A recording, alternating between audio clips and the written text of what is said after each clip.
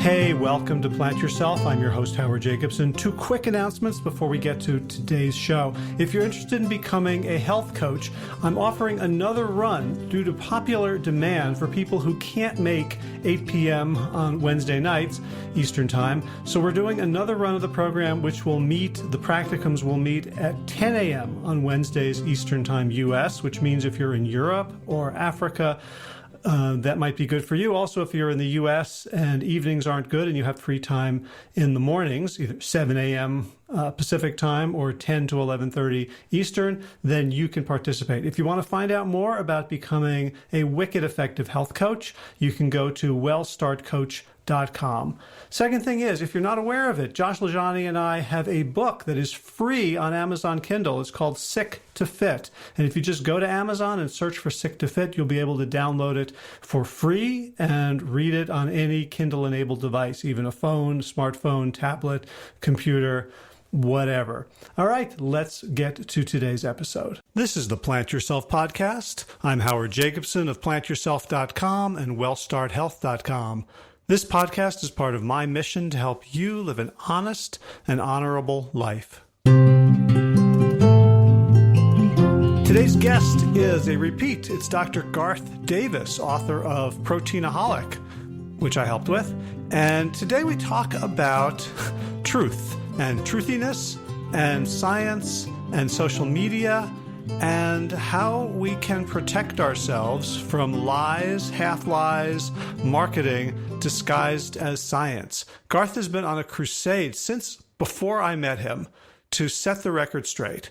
And one of the problems he has is that he understands science and he understands things like regression analysis and multivariate, and a lot of the people who are arguing against him simply do not. And as a result, when they present a study that seems to prove something, even though it doesn't, even though it was a single data point, even though it was funded by questionable sources, even though it was a small trial with very few people, with endpoints that had nothing to do with what the people are claiming it did, though they're sexier and they get much more attention, especially those that tell us that our favorite sin foods are actually the healthiest ones for us. Butter, pork chops, bacon, coconut oil and butter in our coffee, all that sort of thing. So I wanted to talk with Garth about how he goes about both debating and honoring people who may disagree with him but are using science, and how he goes about trying to undercut the message of people who are really being disingenuous, who are simply trying to lie to promote an agenda that has nothing to do with human health or well-being. And at the end, we get into the most bizarre twist of all, which is this guy, this doctor who spends his life healing people and then the rest of his life writing about it with long Facebook posts with dozens of links explaining all measure of science, how he got embroiled in one of the largest internet scams to date, where his likeness, his identity, his photo has been used to swindle people out of probably at this point millions of dollars. And the irony of this is tragic, and for someone who's interested in doing radio shows, pretty delicious. So we get into that at the end and extract some lessons for all of us about how to protect ourselves from information-born disease, information-born misery, information-born calamity. Before we get to it, a couple of announcements. One is, if you're not a sustainer of the show, this is a really good time to pitch in. I won't say more than that, but if you have the means to support the show on a monthly basis with a couple of bucks, you can just do so. Go to patreon.com and search for Plant Yourself, or you can go to plantyourself.com and search for Patreon on the right sidebar. It's commutative. Second thing is, we are starting a brand new cohort of WellStart Health. It's the end of August. It'll be next Monday, the 26th, I believe. We've got lots of goodies for people who want to sign up for that, included blood pressure cuff and scale that are Bluetooth enabled and sync with the platform. Other goodies, including a 15-minute coaching call with me and a 15-minute call with one of our dietitians. And those, we have not offered those two benefits before for people who are just signing up for the program. So get in while you can. This is the, back to school, back to fall, back to after whatever you've been doing for the summer to kind of refocus on what's most important, on health, on performance, on feeling good in your body, on feeling good and looking at yourself in the mirror, and on training yourself. This is, WellStart is a gym for habits and behaviors. Training yourself to be the person you want to be, the person who is in charge, in control, the alpha of your own habits and behaviors. So you can find out more and sign up for that at wellstarthealth.com/program. And finally, a reminder, if you haven't yet read Sick to Fit, the book that I wrote with Josh LaJaunie, it's available for free on Kindle. It's available as a paperback from Amazon, and it's also available with Josh and me reading it from audible.com.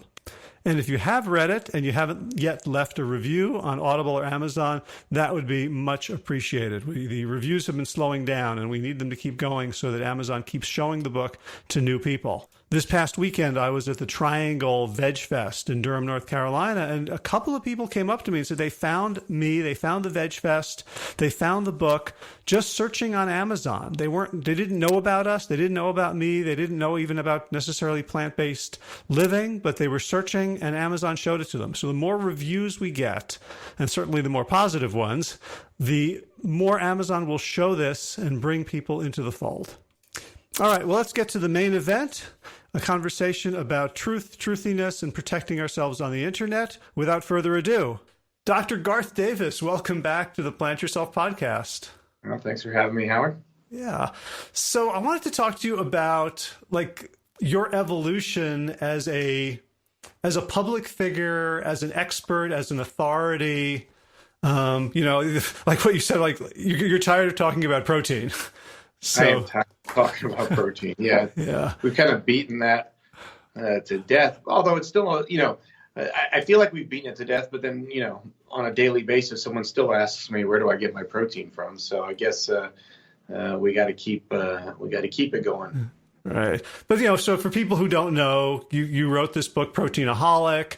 You I guess with your help. I helped. I'll admit to that. Yeah.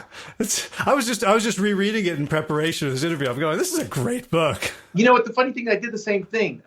I was Dr. Oz was going to interview me about the book, and so I was like, God, I haven't read the book in a while, and I reread it. I was like, oh my God, this is pretty good. We had a lot of research in there. It's really good. Right. But when I met you, there was already a manuscript. It needed some stuff, but essentially the work was done.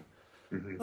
Yeah, well, I mean, I'd already gone on that kind of oh my God, there's something I'm missing in my medical practice, and I better search for it. And of course, it was food, and specifically, it was plants, and maybe the resounding message I got through the literature that, more protein is not better. In fact, it could be worse. And I had already done that and just needed to put it to words. Yeah. So I'm curious first, before you wrote the book, like you said, you wrote the book because you were tired of saying the same thing to your patients. Mm-hmm. Can you remember the moment in your practice when you realized you had to, you knew enough that you had to change how you were talking to patients?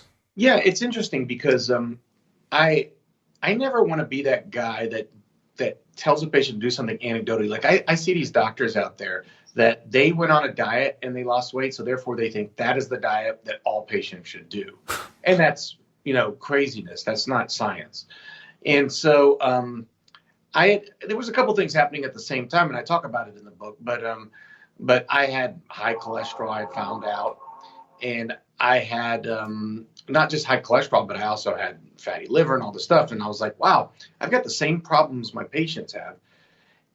And yes, I changed my diet, and yes, it cured me, but I changed my diet for myself because I went over all the research, and I was like, oh, not that this is going to help me, but it might help all of my patients too. But I remember very clearly thinking, I'm not going to recommend a diet until I am sure that I have looked at this,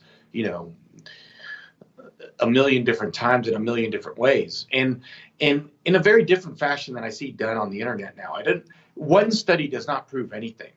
I didn't want to look at one study and say, and as you can see in the structure of the book, I wanted to say, okay, well, what are the healthiest people in the world eating? Because if we're the least healthy population in the world, I want to know what the most healthy populations in the world are eating.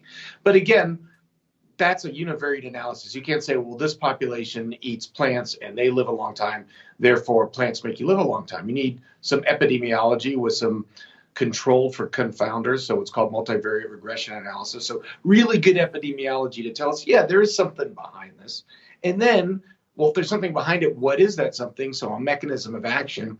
And then a randomized controlled trial to prove your mechanism of action. So I had a very systematic way I wanted to look at the science. And once I was convinced about that, that's when I started using it with patients. All right. See, but what you just said is the problem right there, because you used a bunch of words that most people don't understand, like regression analysis, multivariate, randomized controlled trial.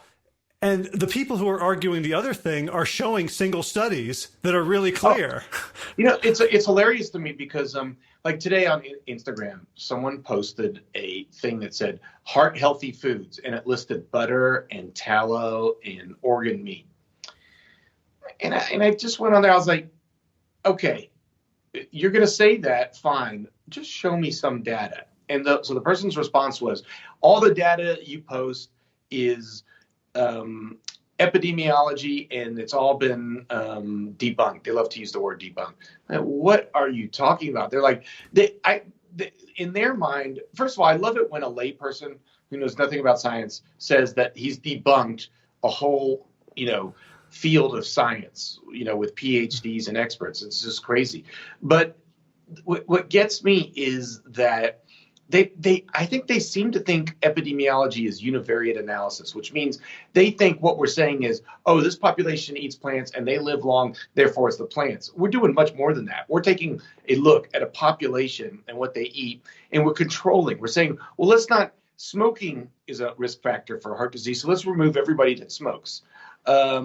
Exercise, one group exercises, one group doesn't. Well, that could be a confounder. So let's remove all those people. Let's look at the same people where the only variable is the food. And let's look, not just the food, let's look specifically where the only variable is saturated fat, et cetera, et cetera.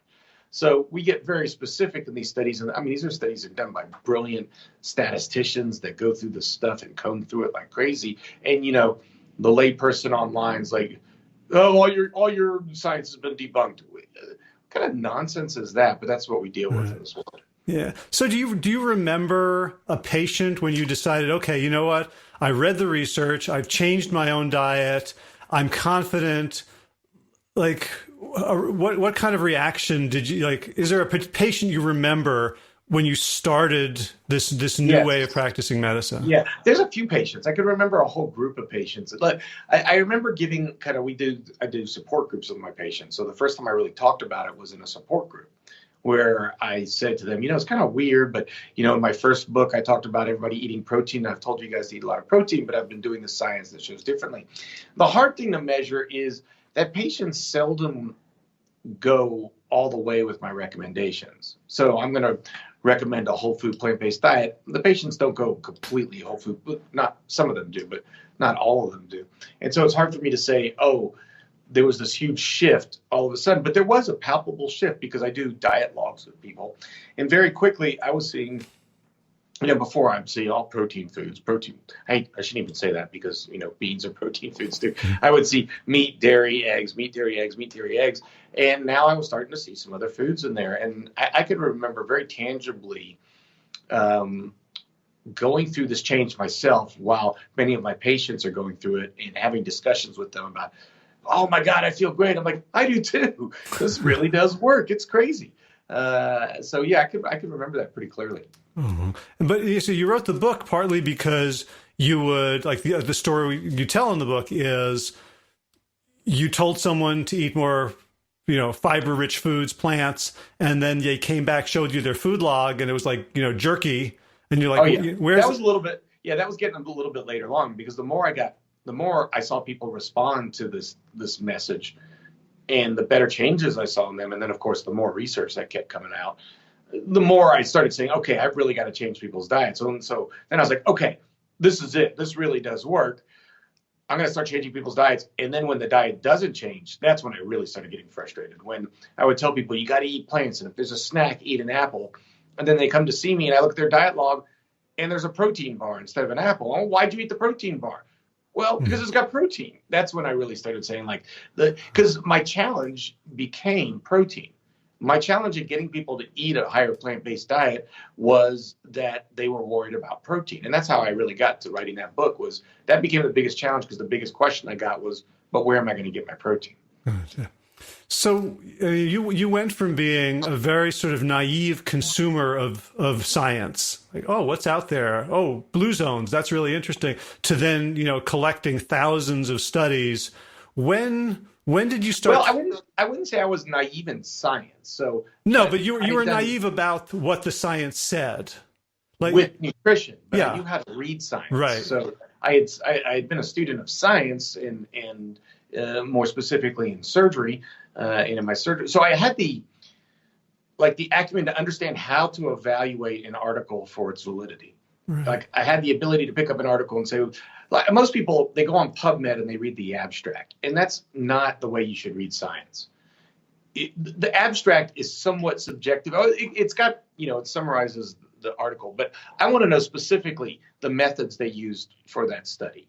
I want to know how they designed it. And then I want to look at the results specifically before I ever start reading their conclusions, because it's in the conclusion section, which most people jump to, where it becomes subjective and they start adding in things. Mm-hmm. Right. So I knew how to do this. I knew how to do this before. I had just never done it towards nutrition, because quite frankly, I never really thought about nutrition affecting us that much. I know that sounds stupid, but as a surgeon, someone was overweight. It was a problem with their intestines I had to fix.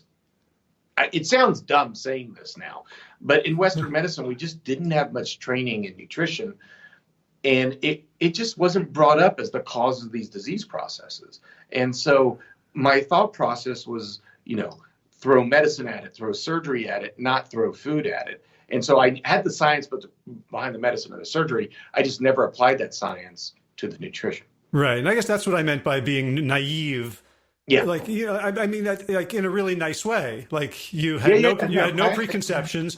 You went at a certain point, you went from being a consumer, a reader of this science, to being, I would say, a curator on your way to being an expert. When did you start your social media your Facebook page and your Instagram? Right. And what was it? Can you remember the first post you made? Vaguely, I do. Yes. It all happened because I'm doing these studies and I'm getting all the science. And I mean, I felt like I was Nicolas Cage in a movie, where he's on a quest to find the treasure map or whatever it is, because it really became like this, oh my God, how did I not know this experience? Like, oh my God, how is this science out there? And I didn't know this. And so I wanted to tell people about the science. And I got in contact with HarperCollins publisher, because they had published a couple other authors that had talked about plant-based diets. And I talked to the guy and I was like, look, I want to get this message out there. It's not just that we should eat plants, it's that protein is not nearly as important as we thought it was. It may actually be harmful. And he's like, that's awesome idea. And I would love to do that, but you need to have a Facebook presence. And I was like, really? He's like, yeah, people have to follow you. And I was like, okay, well, I'll try. And so I started posting, and people started sharing. And he wanted me to have 15,000 followers before he would publish the book. So that came very quickly. I got 15,000 followers, and then we started. Did you do anything to get followers except just post good stuff? Just post. Yeah. Yeah. It's funny when sometimes I'll look back at old posts and stuff, and there's 10 likes or 15 likes or something like that. And I was like, look, 15 people like this. It's very interesting. Yeah. Right. Like as of today, you've got 107,000 likes on the page. Yeah. So what was okay, so he says, okay, you got to have a Facebook page. What did you think you were going to post? Was it memes? Was it because you came to my attention because you were posting these really long ass discussions of that had 20 links in them. Right. And that's what it was. I thought, if I'm going to do this, I don't want to do what everybody else is doing. And I don't want to do a meme, because science is so much more complicated than that. And I thought to myself, this would be a good testing ground for the book, because the book, I'm kind of surprised at how well the book's done, because it is pretty scientific. And so I thought, I'm going to try this out. I mean, people are talking nonsense out there. I'm going to bring the actual science with links. And if people like it, great. If they don't, they're not going to like my book, so maybe I shouldn't do it. So it kind of started as a testing ground. And I tested, a lot of the concepts. Like, I'm going to post something as radical as sugar doesn't cause diabetes. And I'm going to give all the different posts for that and see what happens. Mm-hmm. What did you discover or learn from people's reactions? If they started, what they liked, what they didn't like, what comments? Because you get a lot of hate on that page. Oh, I get a lot of hate. You should have seen the hate I got for drizzling some olive oil on my tomato, and you'd think I would have killed someone. Ridiculous. The world's ridiculous. But I've seen a lot of interesting things. There are a lot of interested people that are far more intelligent than they get credit for. So it's funny enough now, when I talk to doctors about nutrition, I used to have two different talks. One I would give to the layperson and one I would give to physician audiences. They've kind of merged into one talk now, because lay people are actually, they could understand this stuff far more than I would think I could understand it if I hadn't studied it all these years. So there's a lot of intelligent people out there that are very interested in the science and are very interested in this new take of, oh, wow, science is much more comprehensive than just reading, a PubMed just anecdote. Also, there are people out there that it simply doesn't matter what the science tells them. They are not going to listen to you. And funny enough, the people that know the least are the most likely to be like that. And those people are also the most likely to be the most vehement, ad hominem attack. There was a great study on what's called the Dunning-Kruger effect. So, the Dunning-Kruger effect? Not off the top of my head. So basically what the Dunning-Kruger effect is that the people that know the least will think that they know the most. Okay. And they did a study of this with vaccines and autism. And they got a group of people and they asked them about their views on vaccines and autism, and asked them all kinds of questions about autism and all kinds of questions about vaccines. And sure enough, the people that knew the absolute least about the science behind vaccines and the science behind autism were the people that were most vehemently stating that vaccines cause autism. Mm-hmm. And so I see that all the time, this Dunning-Kruger effect. I mean, these people they know nothing. Like, I would never go online and someone's talking about stock market or something that I know nothing about and get on there, you know nothing about what you're talking about because I saw this YouTube video. Someone the other day was arguing with me and they sent me a Wikipedia link. It's ridiculous. You're going to argue with me with a Wikipedia link or a YouTube video? I mean, one guy sent me a YouTube video on climate change. He sends me a YouTube video from this absolute shill scientist who isn't even a climate scientist, who Trump has hired to help debunk science and pay. He gets paid, pretty well from oil and gas. But this guy saw his YouTube video and is sure that he now is the expert because he saw this YouTube video and he's going to tell me how little I know. It's preposterous to make these statements like your science has been debunked, or like a lot of guys are like, everything you do is epidemiology. I mean, we had tons of randomized controlled trials in our book, but people think that because they haven't read the study, therefore it doesn't exist. The level of, some of it's stupidity to me. I mean, some of it's just pure stupidity. Some of it's just they don't want to hear anything against their current beliefs. They don't want to be challenged in that way. But that kind of stuff is very common. Yeah, I mean, you wrote about the stages or the symptoms of denialism. Yes. Right. Yeah. So like this wasn't new, but so at the same time, there's a whole bunch of people, and I think when we were working on the book, we didn't realize it was going to become like this national epidemic about everything. Like America is like Dunning-Kruger writ large. Yeah, it's crazy. We knew about it in nutrition, but I didn't know it would go through. I mean, now we see it. I see it in so many different places. I mean, people think the world is flat, and any expert telling them, they've got this. We talked about it a bit in our book, but this appeal to authority. They hate it when you appeal to authority. And I'm like, why wouldn't you appeal to authority? I mean, I want to know what someone who's studied this their entire life thinks. Why would I not appeal to authority? Why would I appeal to a YouTuber or an influencer to make it? So it's funny. Yeah, you're right. We talked about things that we're now seeing as part of this administration and the kind of the world culture of, facts don't matter anymore. Yeah. So there is that large group of people, and then there's the true believers who, whatever you say will cheer, and they're probably no more educated, but they like us instead of the other team.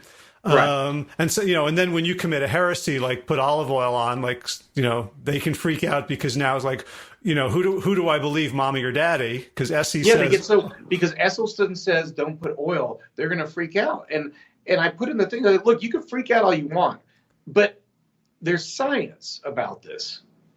And the funny thing is, in the article, in the post, I talk about, this is only a drizzle. Don't use it if you're trying to lose weight, et cetera, et cetera. I put the little caveats in there. But the science behind the olive oil is long and plentiful. And just coming out and saying, well, Esselstyn says not to do that, it's just as bad as someone saying, well, meat eaters do, meat's good for you. It's all the same problem. Right. It's just, yeah, you're right. They pick different teams. Right. So what fascinates me about sort of following your public career is like you're speaking to the people, to the reasonable people in the middle who don't necessarily agree with you, but are open-minded. So you get it. My favorite people. So I can think of, like, first there was with Denise Minger, with like, shocking to me that you would like consider like, figuratively shaking her hand, like, no, she's the enemy. She attacked Colin, and then there was but there's a difference because Denise attacked, but with science. So she actually built a good scientific argument. Her attack on our book, while I could counter all of the attacks, was a well thought out, very well organized, worthy of a response type attack, which is very different than your science has been debunked, you know nothing, eat meat, bacon, that's two different things. Okay. And then there was Z-Dog. Yeah, and Z-Dog was afterwards, Z-Dog became very friendly with me, and he was gonna have me on, but he didn't want to debate me directly. He wanted to get an expert, and then the expert he chose kind of backed out, and I don't know, that never happened. But him and I we still seem to get along quite a bit.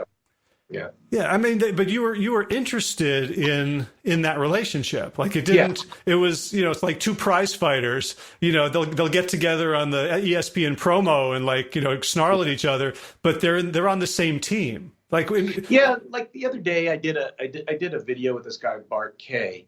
He was a scientist himself. So I thought, okay, I'll do it because he's a scientist, but his views are just so far completely, there's just not a lot of science behind it. And so I just lost it. Now he wants to debate again. It wasn't a debate. There was just no science to debate. A nice enough guy, but I just didn't see this going anywhere. Like his followers are zealot and they're not going to change, and he's not going to change. And I'm not going to learn anything from him because I really, quite honestly, I'm just interested in science. Opinion matters nothing to me.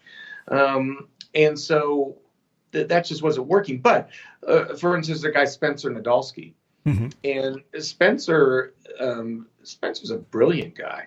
And we've got our differences. We also have a lot of our similarities. He tried a vegan diet and did extremely well on it, which still kills me because he did extremely well and then went off of it.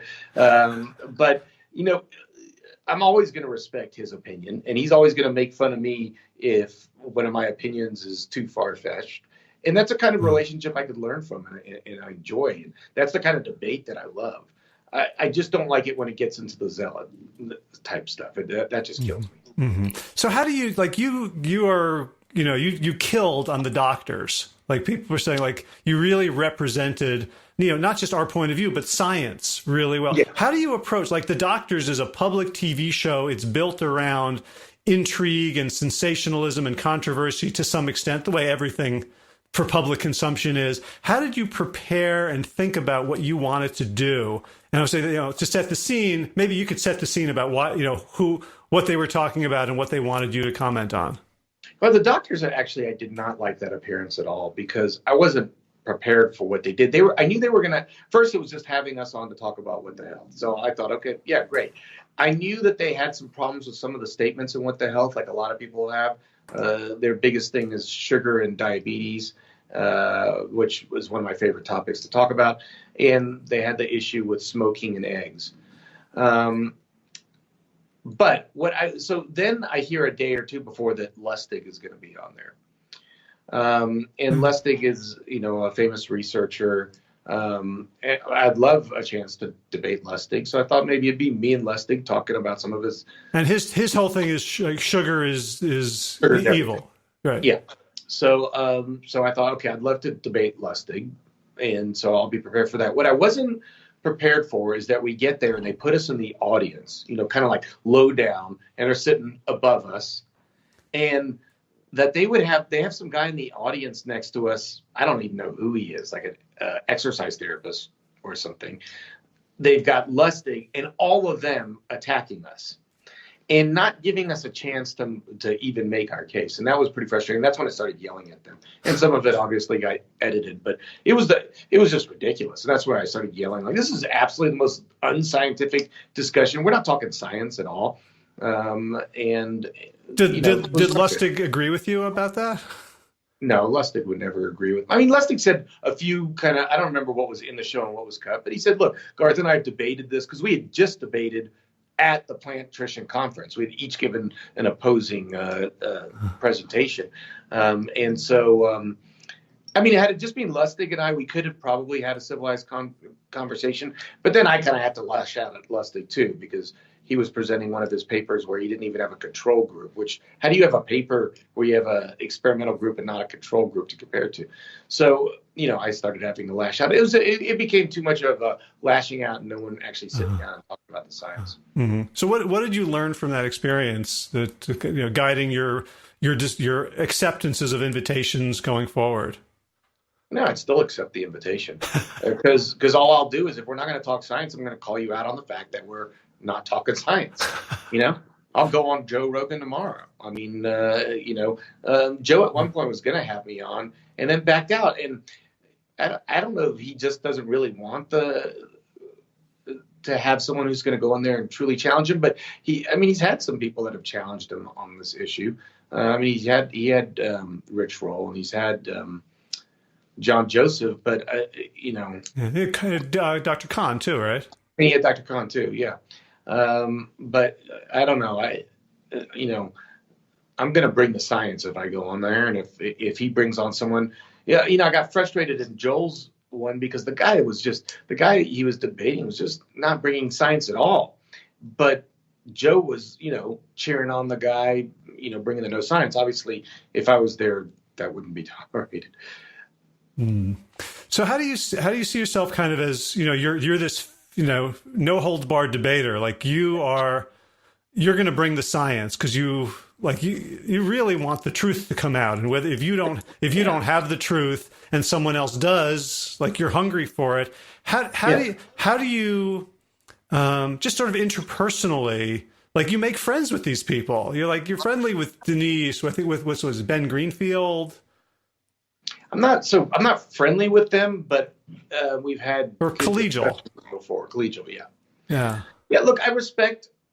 Again, it goes back to the noise that you hear about with people without any kind of background or any kind of knowledge about the stuff. If someone could make a good argument, I'm going to respect that argument. I mean, if you're going to make a good argument with science, I'll respect that. If you're going to call out my science and give me specifically what's wrong with my science, I could respect that. Our scientific argument, I hate to tell all the vegans out there, is not perfect. I can't go on here and tell you that the vegan diet is the perfect diet and the only diet for health. There's never been a study showing someone with a high plant-based but some, wild raised meat. They're just that kind of stuff hasn't been done, and so I can't comment on that. I could infer from my science, I could infer that vegans do better than vegetarians in the Adventist Health Study to make me say that even a little bit of meat is not good, but can I prove that? No. And so I don't know everything, and I can respect another person's views if they can present science to support their views. But to get on and say, you know nothing, and me, who's never treated a single patient or read a single scientific article or been to a single scientific meeting, says this. The other thing that I really dislike when doctors make posts about things that they can't back up at all. Like, especially when heart disease is our number one killer, to be saying that, oh, butter is good for your heart. You just can't make that statement. You cannot make a statement that butter is good for your heart. You can't make that statement. You could say, I think butter is good for your heart because it's natural, but you can't go up there and tell people to eat butter. It's crazy. Right. And people are getting that from, like, doctors and scientists aren't taking the time that you took to read the original paper. Yeah. So the original paper that got this butter thing going, first of all, was completely funded by industry. Second of all, never said butter was good for you. That's not what they said. They said saturated fat may not cause heart disease. Right. Or may not cause heart disease more than unsaturated fat. More than unsaturated fat. That's what they said. Now, there's been many studies since and before showing that was quite different. And of course, in that study, they controlled for cholesterol, meaning if you had high cholesterol, they called that an independent factor as a risk factor for heart disease. So those people were taken out of the equation.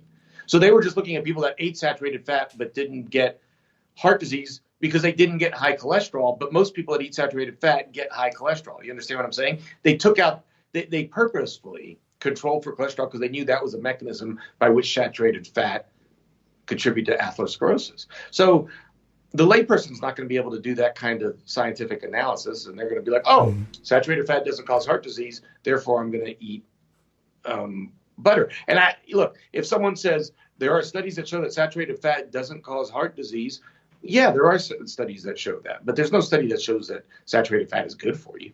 That doesn't exist. Right. So I'm wondering, do you think that we're worse off now with the sort of the democratization of this, what looks like science compared to when I was a kid, there were experts and I wouldn't know where to look up something on PubMed or that it even exists, Yeah, no, absolutely. We're way worse off. I heard this excellent analysis of they were comparing Orwell to Aldous Huxley. And I thought it was fascinating because they said what Orwell worried about was a control of information. Like we weren't going to be allowed information, and it was going to be controlled by certain people that would control our minds by controlling information. Huxley quite geniusly predicted this, and I don't know if you've read Huxley much, but he geniusly predicted the fact that we would have way too much information, so much information that it would all become relative, and we would fall into this kind of relativism where we wouldn't be able to find truth in the sea of information. And that's where we are right now. There's just way too much information. The layperson should not be on PubMed. First of all, you can't get the full article. I could get the full article because I've got my hospital's ability to access the full article. But the layperson out there can't get the full article. They don't know the full breadth of research that comes before, and maybe it's come after the article they've studied. They've never been to a scientific meeting where we tear apart these articles. They don't know how to analyze it. So the layperson has just no, I hate to say it, people are like, oh, that's so, I don't know, cocky of you to say that, but it's like speaking a different language, science is. And if you don't know that language, reading that article could really throw you off. Well, I imagine there's a lot of people out there who, might disagree with you, but if push came to shove, they would rather you do their operation than their cousin Bert. Right. I mean, we trust science when it comes to building our cars and building our planes and me operating on you, but we just seem to not trust science when they think that they know more than us. But it's just crazy. All right. So you talked about PubMed really being kind of out of reach. What do we do Like you've jumped into the fray. You're like, do we educate? Do we try to educate people? Because like things you report, you posted something I think yesterday on your Facebook page, or 2 days ago, about people quitting the Trump administration and no more scientists. And so like before, even so like 10 years ago, the internet was full of BS and everybody's arguing, but there was like wonky groups of people who were insulated from that, just looking, because some of my neighbors worked for the EPA, and they were, they were lovely people, but like really boring in the best possible way. What does the science say? Or people who are working for human services, or like what do these research say about this study or that study? But it feels like the that everything's been thrown out at the highest levels. Yeah, it's funny because the real scientist, because I'm not the real scientist, I'm just reporting this stuff. I mean, I take it and apply it in a clinical setting, which is important because a lot of scientists they're not in the clinical setting to see their science working. So I'm kind of in an ideal situation in that part. But the real scientists, the real people doing the science, they're not on Twitter. They're not on Facebook and all that stuff. They don't care they don't care about some guys like, oh, the scientists don't know what they're talking about. That, like, I know these guys, and to them, it's like, how stupid for me to react to those people. And so they're not hearing from the real scientists, even in the nutrition world, people like Walter Willett and stuff like that, they're not answering the text. I'm the idiot who's down there fighting these guys for God knows what reason, but I'm fighting them because no one else is fighting them. Well, you're like Bill Nye, right? Who gets on his knees every so often and says, for God's sakes, you're not 12 years old anymore. Grow up. Right. Yeah, that's what I want. I just want people like, come on, don't just listen to someone else for 1 second. What do we do? I don't know what we do. I guess we just keep presenting the information as best we can. Try to educate people. I mean, like I watched this Netflix documentary the other day on Cambridge Analytica, and it's fascinating how easily people are duped. Don't be a sheep. And people got to learn that there's a difference between skepticism and denialism. All right. Skepticism says, I'm going to question you. I'm going to question, and I'm going to come up with reasons to question and all that kind of stuff. But don't get so dogmatic that you question so much that you become one of these people that there's nothing that could convince you outward. Then you become a denialist. And people could say to you, well, you're vegan and it's not true. I mean, I'm vegan, but I'm not, I could tell you where I've got flaws in my argument. And for the most part, I'm vegan because of ethics. We're not talking ethics here. We're talking science. But if you were going to challenge me that, for instance, eating fish is good for you, I'm going to have a hard time arguing with you. I could argue with you about fish being horrible for the environment. I could argue with you about ethics of eating fish, but I can't argue with you on the health with fish. I can't. I won't mention his name, but one of the big time plant-based speakers got really angry with me about this. Like, how could you tell people that fish is good for you? I don't tell people. I'm just telling people what science shows. Okay, That's all I'm telling you. Well, I remember I was reading the article from, I think it was the Adventist II trial, and the fish eaters did slightly better than the vegans. And I'm like, I do not like this study. Can we? Right. I don't like that study either, but it's the fact. The pescatarians did better than the vegans. And it's probably because they're getting omega-3 and the vegans aren't. And we could, talk circles around that study. And, all of a sudden we start becoming like these other guys, like, oh, it's just epidemiology. We start using the same arguments they're using. And the funny thing is everyone uses the same. At this point in time, after all this debating, I know every argument anybody's going to throw at me at any given time. That's why I'm like, if Joe Rogan called me and wanted me to come on tomorrow to debate with anybody, there would be no prep. I know exactly. They use the same tired arguments over and over again. It's like they had like a little meeting and said, these are going to be our arguments. And they just propagate them all through. Right. Same with anti-vaxxers. It's the same thing. Everybody's got the same arguments, and it's so unbelievably unscientific. But I guess I don't. The real question, what do we do? And I don't know what the answer to that is, except kind of show people.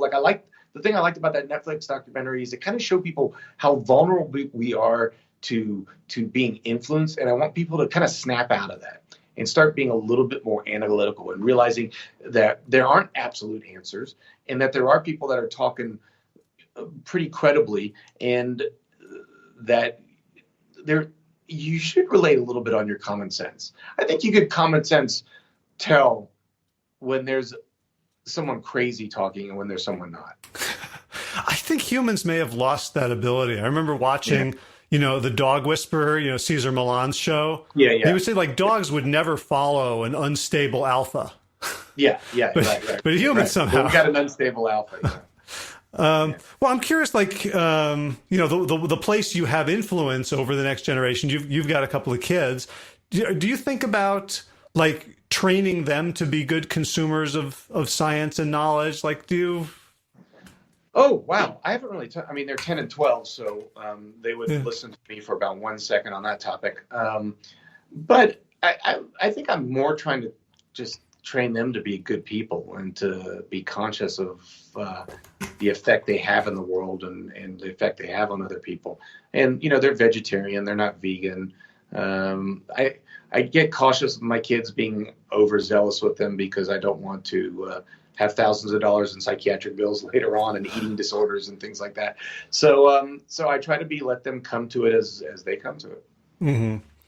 But yeah, I do. I love talking to med schools. And when I've talked in med school populations and to doctors, I definitely love talking to doctors because I think doctors lose sight of how to analyze nutritional science. And so I do try to give them my talk when I talk to them is not entirely just, protein isn't good for you, and these are the studies. I shouldn't say protein isn't good for you, but too much protein isn't good for you.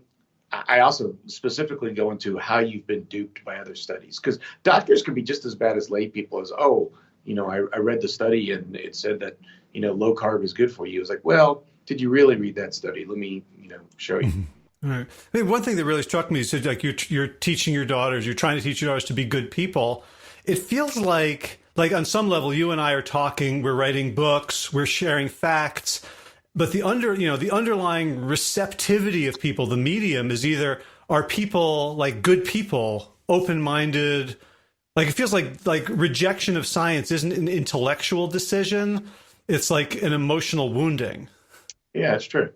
It's true. But I think, you know what, and I'm guilty of this as much as anybody else. I think the situation we're in right now has so painted us like, I guess when you think about it, you think, science is dead and everybody's stupid. But that's really not the case. I mean, if you look at the comments on my posts and stuff, the vast majority of them are positive. And there's many that might challenge me in a very nice, respectful, we have a respectful conversation way. There's only a few idiots that are posting. There's only Trump lost the popular vote and probably would have lost it even worse if Bernie supporters had come out. I mean, my point here being that I think there's a lot more sane people than there are crazy people. I think the sane people are going to have to start getting as loud as the Dunning-Kruger sufferer. I think that's the problem, is that the really intelligent people, they kind of keep their mouth shut, which is what then they're saying about that. Like, what's the saying about being wise but not opening your mouth then? Like there's there's this great cartoon of this guru, and this guy's, and he says to the person, the way to happiness is to not argue with fools. And the guy goes, I disagree. He goes, you're right. And so I think we get into that. I think intelligent people are like, I'm not going to argue. It is kind of stupid for me to argue with one day I was in this long argument with this guy online, and my wife was getting mad at me because I was spending all my time just viciously sending him papers and all stuff. And then I went and looked. She was like, who is he? I was like, I don't know. And so I went and looked on his profile. He was 19 years old. And I'm having this scientific debate. He's a bartender who's 19 years old. It's stupid for me to be debating with a 19-year-old bartender.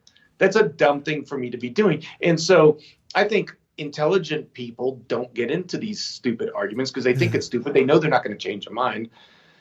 But I think that they're going to have to start getting loud because they're not the loud people. The stupidity has become louder. Well, what just struck me is like your barrier to entry to writing a book was 15,000 Facebook followers. Right. And so I'm on your page now, and I'm looking at this thing you posted on August 5th, 7:46 a.m. about people quitting the Trump administration, blocking climate science. And you reached almost 20,000 people, 95 comments, 80 shares. When I look down, Facebook shows me one comment of the 95. I can view more, but it says one comment is LOL, the only people who censor climate scientists are the alarmist, hoaxers, conformist retards. Da da da da. Like Facebook is trying to get, they're giving this guy the platform equal to yours. Right. And they, what do I want to do? I want to write to reply, you dumb mother. I mean, isn't it so? It's amazing how influenced it all is by Trump, because that language he just uses so Trumpian, so like not an intelligent argument or a comment, just retards. I mean, come on, But this is the kind of stupidity that's out there. Like, could that person who left that comment possibly know anything about climate science? Right. I mean, it's just so ridiculous. There's a comment I really wouldn't answer. Right, but the fact that we have algorithms, business-driven, profit-driven algorithms that make me want to get into a fight with this guy, because then I'm going to spend more time on Facebook and consume more ads. Right. And you mentioned Cambridge Analytica, which has been used for very nefarious political. Can you explain so quickly what Cambridge Analytica is? Because I don't know that I could exactly. I mean, they were a marketing firm, and they were a genius marketing firm. They got into political science, and they realized that they could control people's. They came up with a lot of, like, the lock her up kind of thing. That was a big thing that they would populate, and they would make Facebook posts about this and get people to share these posts. And in the movie they show one successful campaign they had, and I'm forgetting exactly where it was, but there was a group of people. There were two groups of people. I think there was an African population and an Indian population competing for the government. And the Cambridge Analytica people sat there and they said, you know what? We know that the Indian people are going to go and vote. They're going to go and vote. What we're going to do with the African population is we're going to run. They were working for the Indian population. They're like, for the African population, what we're going to do is we're going to start a whole Facebook campaign. We're going to make it cool to not vote. And they had T-shirts and they had marches and they did this whole campaign about how stupid it is to vote. And guess what? They didn't vote, and the Indian population won. So their ability to jump on this kind of like community type of thing, like, let me get people all riled up about this topic, and we could get them to do just about anything. We could get them to not vote for Hillary, and a not vote for Hillary was a vote for Trump in the end. Right. So, and yet we are now beholden to these platforms to a certain extent. We are. I just wonder if, I'm hoping that we're starting to become a little bit more wise to it. I mean, the fact that people, look, the fake Facebook accounts in the last election running just complete and utter. Hillary Clinton is running a child sex ring at a pizza restaurant. I mean, how could that be shared? But it was shared like crazy. This kind of stuff, I'm hoping that people have wised up to that a bit and realize you can't believe everything you read on the internet or believe. But I don't know. I mean, meanwhile, there's all these fake Garth Davises everywhere, and apparently people are believing it and sending them money. So I don't know. Maybe we are doomed. I got to say that I've become, this whole battle and everything has left me a lot more pessimistic than I used to be. Well, can we talk about the fake Garth Davis thing? Because like you're like the most famous scammer in the world. It's crazy. Like someone took this picture, the picture of you, and like what happened? Like, when did you realize this was happening? This was a thing. I mean, I started getting like some messages, like, hey, I've been talking to you in Hangouts. I don't even know what Hangouts is. Or, hey, you messaged me on Tinder and then I found you here. I said, no, it wasn't me. At first I was like, this was weird. And then, a few people, someone's sharing your account. Then it just started becoming like literally, Howard, I'm not joking, thousands and thousands of messages coming my way. They messaged my wife. Like, one lady one night was like, do you know where your husband is? And my wife's like, yes, sitting next to me. No, he's not. he's not next to you, he's messaging me, and then and she's like, no, he's literally sitting next to me right now. But the funny that these women are so convinced by these scammers that they think I'm faking it. You know, it's preposterous, and they send them money. Like, what doctor is gonna friend someone online and ask them for money? But these women are, old lonely women that send these guys money, and I guess are desperate for any affection. And how successful have you been in like stopping it, blocking it? Utterly not successful in the least bit. In fact, it's probably more now than it's ever been. And this is, I guess, on Facebook, on dating apps, on Instagram. Everywhere. Like now, Words with Friends. And someone's like, "Are you playing a game with me on Words with Friends?" No, I'm not playing a game with you on Words with Friends. It is insane. At first I thought this was an effort to discredit me, but I don't think it is. I think this is some kind of like big scammer thing, and I don't know what. I think they like doctors. I got pictures of my white coat on, and so people relate to doctors. I don't know why my account's been used so much, but it is unbelievable, the amount. And it's been used successfully. Like the scammers are like winning. Yeah, like I saw an article that I put down. Someone sent me from New Zealand where a woman gave a scammer $350,000, and because he said that he was going to move to marry her, but he needed 350 to get there, and then he would get his millions out or whatever. And you go through the newspaper article, and they show a picture of the scammer, and it's me. I'm just like, oh my God, this is happening all around the world. It's insane. But it just, talks to how gullible we are as a population, how desperate we are to be loved and fit in, and, to hear what we want to hear, even when in the back of the mind, we know it isn't true. Mm-hmm. I'm like really reaching for like a happy ending to this conversation. Yeah, I know. I'm depressed now. Look, there's good. Look. I mean, our plant-based diet movement is strong as ever. Game Changers is coming out, which I think is going to be a really important movie. There are all the fast food restaurants are starting to put in plant-based meals. Climate is becoming an issue that people believe in and that are worried about.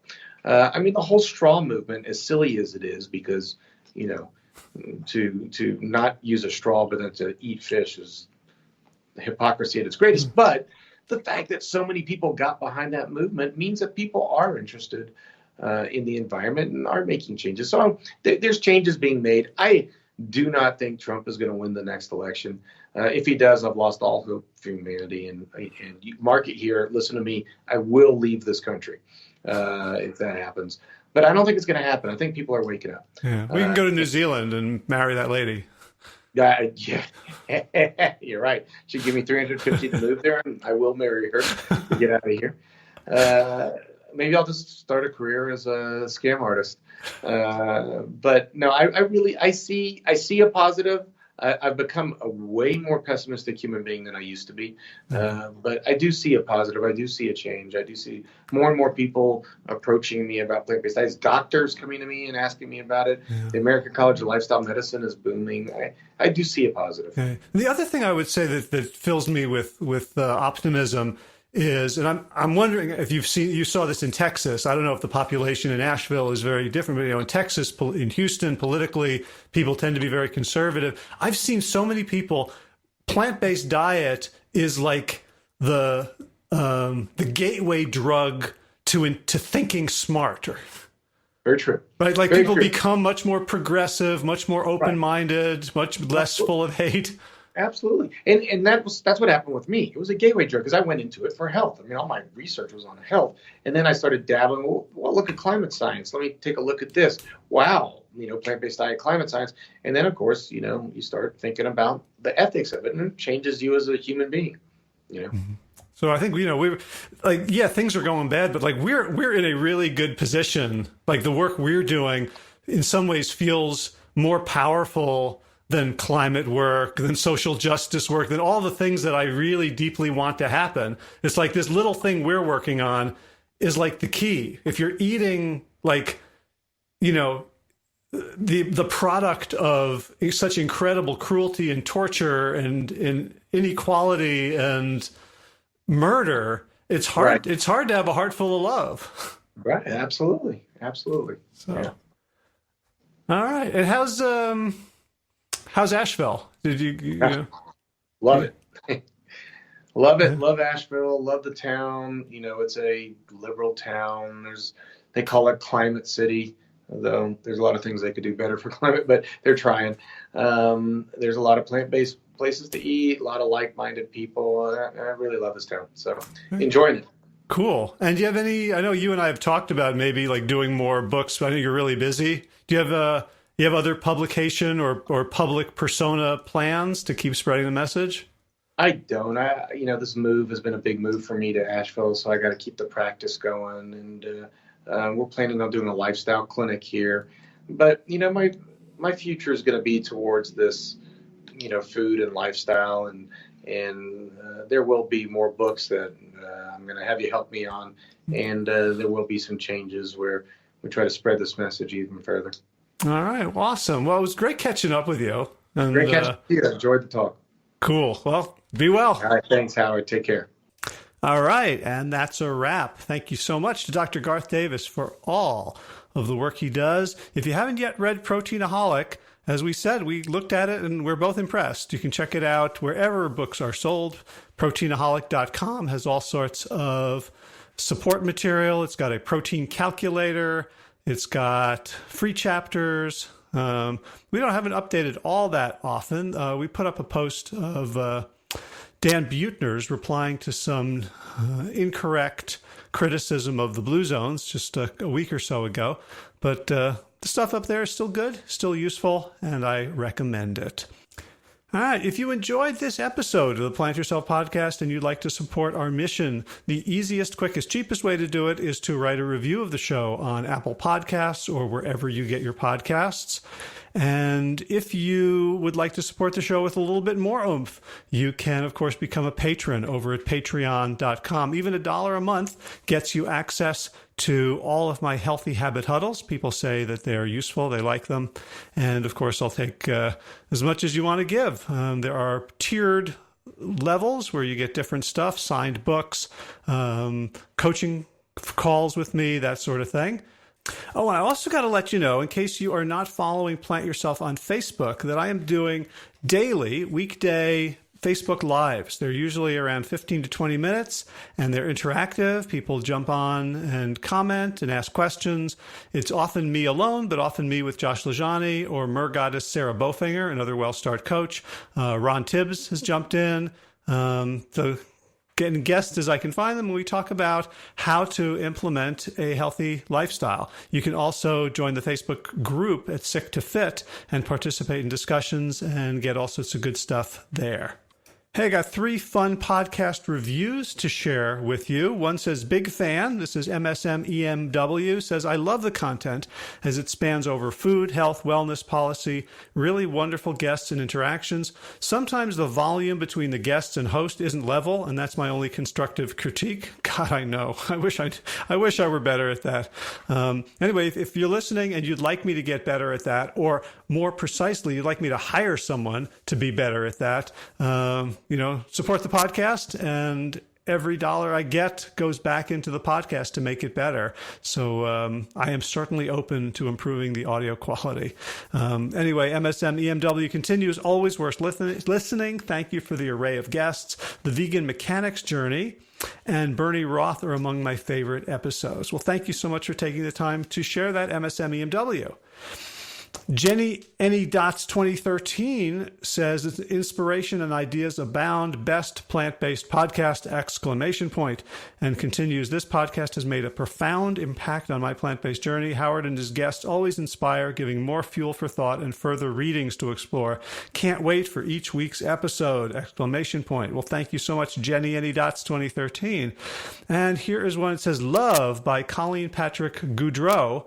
Love, Howard even has taken listeners' requests. Appreciate his transparency and kindness as an interviewer, always inspiring in my plant-based journey. So Colleen Patrick Goudreau is like a famous, amazing vegan activist, writer, teacher, and It's really easy to use anyone's name on your review, but if this really is Colleen Patrick Goudreau, I would love to thank you personally. So if you're listening to this, reach out, hj@plantyourself.com. And if, Colleen, you have nothing to do with this review, please let me know and I will take it down and stop attributing it to you. But in any case, thanks for all the work you do and for all the inspiration and guidance you give to the world.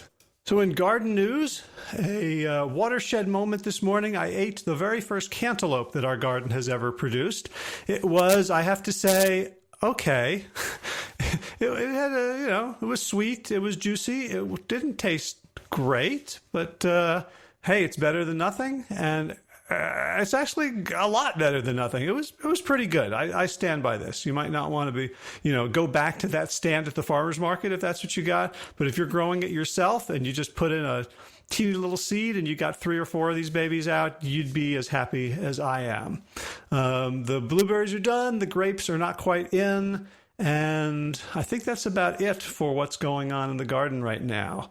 In running news, I'm getting a little bit stronger. Josh was here over the weekend. We did a really hard for me run on Friday, about 7 miles in the middle of the day because he arrived at the airport and we got to go running around noon. So no respite from the sun. At one point, I looked up, I thought it was raining, but it was just my hat sweating down the back of my neck. So, and I've been pretty pain-free. I tried a Strasbourg sock that I got at Fleet Feet, and I had to take it off at 2 in the morning. It was driving me nuts. If you don't know what that is, you can look it up. It's sort of this weird contraption to point your toes up towards your face when you sleep so that your calves don't lock out. Still struggling with that, but I think also on the mend. All right, so thanks to Will Ridenauer for allowing me to use Sabali Dawn, the Dance of Peace, as the theme music for this show. Check out willridenauer.com for more of his beautiful choral music. And of course, thanks to all of you Plant Yourself podcast patrons. Kim Harrison, Lynn McClellan, Anthony Disson, Brittany Portner, Dominic Morrow, Barbara Whitney, Tammy Black, Amy Good, Amanda Hatherley, Mary Jane Wheeler, Ellen Kennelly, Melissa Cobb, Rachel Burns, Christine Nielsen, Tina Scharf, Tina Aaron, Jen Volkanovsky, David Bizek, The Mysterious, Michelle X, Elizabeth Feldman, Victoria Dolomanova, Leah Stoller, Alan Christensen, Colleen Peck, Michelle Andrews, Josina, Julianne Rollins, Stu Dolnick, Sarah Durkis, Rosa Circus, Kelly Cameron, Wynn Pedersen, Leanne Peterson, Janet Selby, Claire Adams, Tom Franzik, Jeanette Bedden, Gila, Sarah David Donahue, Blair Cyber, Dorinda Bizo, Gio and Carolyn Argentati, Jody Friester, Ruth Ann Funderburg, Misha Rose, Michael Warbeck. The equally mysterious Tracy Z, Alicia Lendus, Rebecca Hughes, Val Lynn, Raja Cinnamon, Nick Harper, Stephanie Holmes, Martha Bergner, Nicole Ramsey, Susan Ahmad, Malala Levine, The Inscrutable Harry R., Susan Laverty, The Panda Vegan, Craig Kovic, Adam Scharf, Karen Berry, Heather Morgan, Ashley Corcoran, Kelly Machia, Deanne Norton, Bonnie Lynch of Plant Happy Oregon, Sabina Kurtzels, Nigel Davies, Marion Blum, Teresa Copel, Shel Rutledge, Julian Watkins, Breed O'Connell, Brian Sheridan, Shannon Hirschman, Kate Rolsland, Dayat, Julie Lang, Home Hedegaard, Isa Susan Watt, Connie Hainline, Aaron Grury, Alicia Davis, W. Philel, Heather O'Connor, Carolyn Jensen, Cheryl Akoski, Plant Power for Health. Karen Smith, Scott Morani, Karen and Joe Crabtree, Tanya Lewis, Kirby Burton, Teresa Carell, Kevin McCauley, the Rothschild, Kelly Baker, Miracle Ann, Jesse, Cheryl Dwyer, Jenny Hazelhead, Valerie Peltier, Peter W. Evans, Colleen Harrison, Justine Devitt, Joshua Sommermeyer, Dennis Bird, Darby Kelly, Lori Fanny, Linnea Lundquist, Valerie Humble, Deb Casilla, Emily Iconelli, Levy Wallach, Rosamund McAdee, Dan McCorney, Stephen Leland, Patty DiMartino, Mike and Donna Carts, Dean Bishop, Belbury Elk, Gunter Schmidt, Marjorie Lewis, Kelly Molden, Tricia Adams, Ian Kramer, Nancy Sheldon, Lindsay Bayshore, Gunmar Ed Hagen, Tracy Gullich, Laura Heeden, Meg for Mama Says, Rochelle Kennedy, Joan Borstein, and Diana Goldman for your generous support of the podcast. That's it for this week. As always, be well, my friends.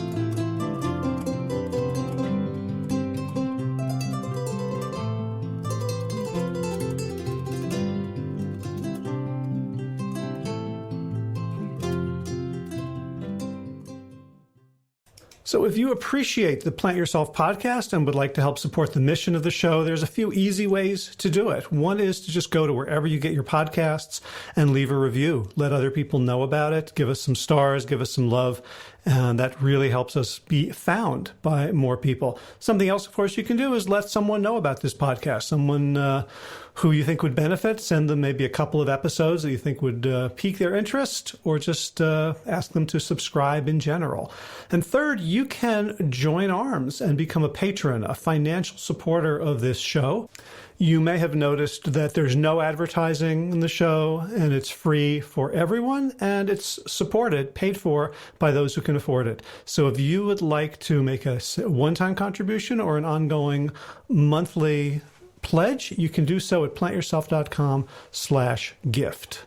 All right, time for thanks. Thanks to Will Ridenauer for allowing me to use his beautiful song Sabali Dawn, the Dance of Peace. You can find more of Will's music at his website, willridenauer.com. And of course, thanks to all of you Plant Yourself podcast patrons. Kim Harrison, Lynn McClellan, Anthony Disson, Brittany Porter, Dominic Maurer, Barbara Whitney, Tammy Black, Amy Good, Amanda Hatherley, Mary Jean Wheeler, Ellen Kennelly, Melissa Cobb, Rachel Behrens, Christine Nielsen, Tina Sharp, Tina Ahern, Jen Filikanovsky, David Bizek, The Mysterious, Michelle X, Elspeth Feldman, Leah Stoller, Alan Christensen, Colleen Peck, Michelle Andrews, Zosina, Sarah Durkis, Rhymes with Circus, Kelly Cameron, Wayne Pedersen, Janet Selby, Kara Adams, Tom Franzek, Jeanette Benham, Gil Assert, David Donahue, Blair Cyber, Torona Vizo, Gio and Carol Argentati, Jody Friesner, with Ann Funderburk, Misha Rosen, Michael Warbeck, the equally mysterious Tracy Z, Aviva Lael, Alicia Lemus, Rebecca Hughes, Val Linneman, Rhymes with Cinnamon, Nick Harperson, Martha Bergner, Susan Amon, Molly Levine, The Inscrutable Harry R., Susan Laverty, The Panda Vegan, Craig Kovic, Adam Scharf, Karen Burry, Heather Morgan, Kelly Machia, Deanne Norton, Bonnie Lynch, Plant Happy Oregon, Sabina Kurtzels, Nigel Davies, Marion Blum, Teresa Copel, Julian Watkins, Breed O'Connell, Shannon Hirschman, Linda Ayat, Colm Hedegaard, Isa Tuzawa, Connie Hainline, Aaron Greer, Alicia Davis, Heather O'Connor, Carolyn Jensen, Sherry Orlikowski of Plant Powered for Health, Karen Smith, Scott Morani, Karen and Joe Crabtree, Tanya Lewis, Kirby Burton, Teresa Carell, Kevin McCauley, Elizabeth Rothschild, Ann Jesse, Cheryl Dwyer, Jenny Hazelton, Valerie Peltier, Peter W. Evans, Colleen Harrison, Justine Divitt, Joshua Summermeyer, Dennis Bird, Darmy Kelly, Laurie Fanny, Linnea Lundquist, Valerie Hummel, Emily Iaconelli, Levy Wallach, Rosamund McAtee, Dan McCorney, Stephen Lehman, Patty DiMartino, Mike and Donna Kartz, Deanne Bishop, Bill Brielf, Gunter Schmidt, Marjorie Lewis, Kelly Molden, Tricia Adams, Ian Kramer, Nancy Sheldon, Lindsay Bayshore, Gunn-Marie Hagan, Tracy Gullich, Laura Heaton, Meg from Mama Says, Rochelle Kennedy, Diana Goldman, Stacey Stokes, Ben Savage, Michael Kay, Holly Butler, Diana, David Hughes, Connie Rogers, Claire England, Sally Robertson, Param Ganchi, Amy Daly, Brian Tourville, Mark Jeffrey Johnson, Josie Dempsey, Karen Schmidt, Pamela Hayden, Emily Perryman, Olga Sidorowska, Allison Corbett, Richard Stone, Lauren Vaught of Edible Musings, Aaron Hasty, Sean Owen, Sagar Nayak, Erica Piedra, and Danielle Roberts for your generous support of the podcast. That's it for today. As always, be well, my friends.